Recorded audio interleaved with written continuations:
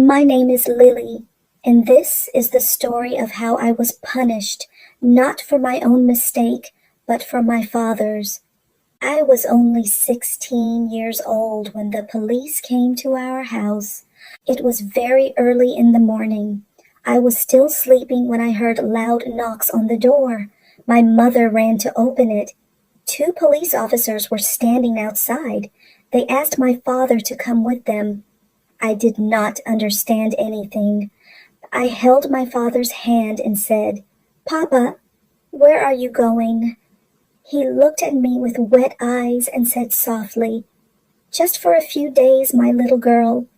But his voice was shaking. My mother started crying. The police put handcuffs on my father. I was scared. I hugged his legs and cried, "Papa, please don't go. I will be good. I promise." He bent down, kissed my forehead, and whispered, "Lily, be brave and take care of your mother." And then they took him away. That was the last time I saw my father as a free man. After that day, everything changed. Our house became silent. My mother cried every night. She stopped smiling. People in our neighborhood started whispering, "He is a criminal. His daughter goes to school here." I did not know what criminal meant, but I knew it was something bad. When I went to school, I tried to act normal, but children are cruel. One boy said loudly in class, "Her father is in jail." Everyone looked at me. Some laughed. Some moved away from me. A girl said, "Don't sit near her. Her father is a thief." I did not say anything. I just kept my head down. That day I came home and asked my mother, "Mama, is my father a bad man?"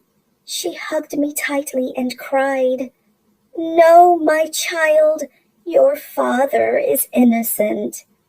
But even she did not sound sure. My mother started working in other people's houses. She washed clothes. She cleaned floors. Sometimes she came home with bleeding hands. At night, she counted coins on the floor and whispered, "How will I feed my child tomorrow?" Many nights we slept hungry, but my mother always gave me her share of food. She said, "I am not hungry." But I knew she was lying.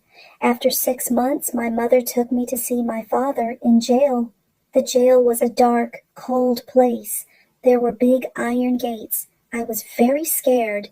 When my father came in wearing jail clothes, I almost did not recognize him. He looked thin, weak, broken. I ran to him and cried, "Papa, please come home." He hugged me tightly through the iron bars. His voice was shaking. "My little Lily, I am trying. I promise." I looked at his hands. They were rough and wounded. I said, "Papa, are they hurting you here?" He smiled sadly. "No, I am fine." But I knew he was lying. When we were leaving, I cried loudly. I did not want to go. That night, I dreamed that my father was calling me from behind bars, and I woke up crying. In school, things became worse. Children wrote on my desk, "Criminal's daughter." One teacher treated me badly. She said, "You should learn from your father's mistakes." I stopped raising my hand in class. I stopped talking. I stopped smiling. Sometimes I went to the bathroom and cried alone. I whispered, "Mama, why is this happening to me?" One winter my mother became very sick. She had fever and cough, but she still went to work. One night she fainted on the floor. I shook her and cried, "Mama, please wake up." We had no money for a doctor. I sat beside her all night, holding her hand. I was so scared that I might lose her too. In the morning she opened her eyes and smiled weakly. "Don't cry, my little girl. I am still here." I hugged her and cried loudly. One night I heard my mother crying alone. She was talking to God. "Please, if my husband is guilty, punish him. But if he is innocent, Please bring him back to us. I closed my eyes and prayed too. God, please give me my father back. 2 long years passed.